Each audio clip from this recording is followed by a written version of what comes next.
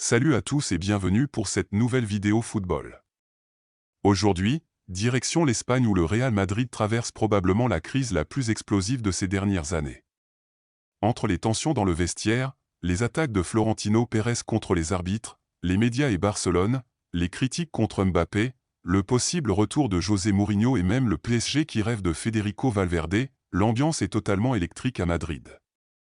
Et honnêtement, ce qui se passe actuellement au Real ressemble de plus en plus à une guerre interne géante. Installez-vous bien, parce qu'il y a énormément de choses à raconter. Tout a explosé après la défaite 2-0 contre Barcelone lors du dernier Clasico. Une défaite extrêmement douloureuse, puisque le Barça a quasiment validé un nouveau titre de Liga devant son éternel rival. Mais le problème n'est pas seulement sportif.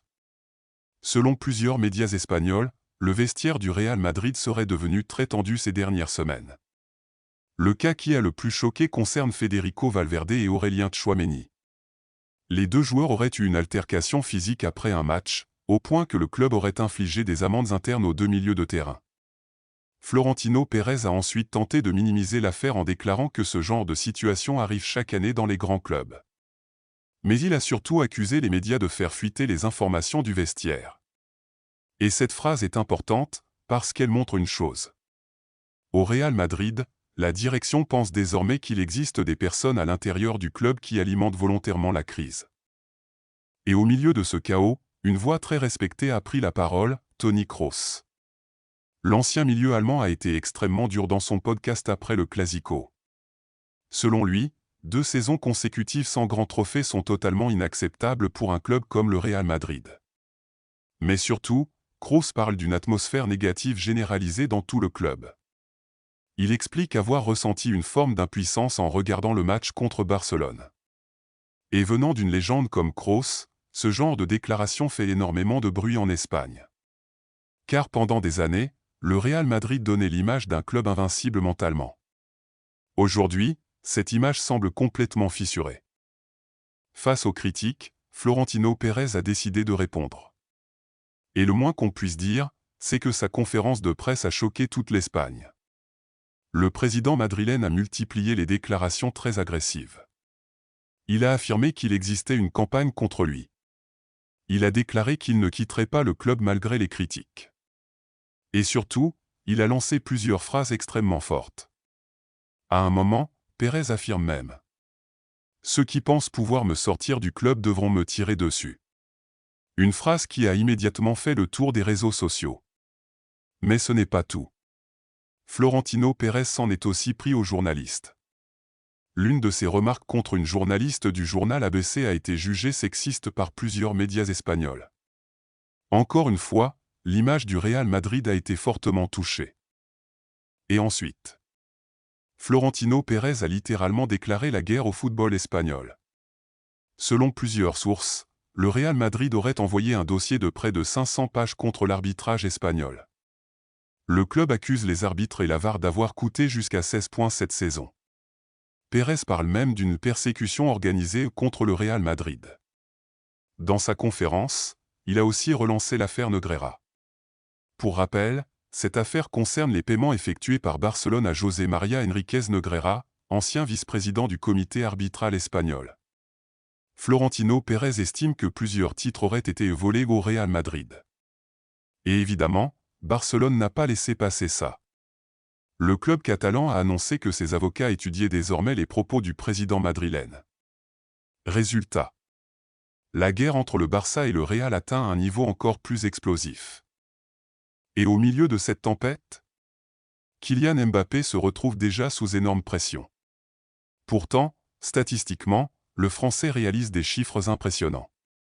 Mais au Real Madrid, les statistiques ne suffisent jamais. Une partie des supporters critiquent son manque d'implication défensive. D'autres parlent d'une relation compliquée avec Vinicius Junior. Et certains médias évoquent même des tensions autour de son comportement. Dans une interview à Vanity Fair, Mbappé a tenté d'apaiser les choses.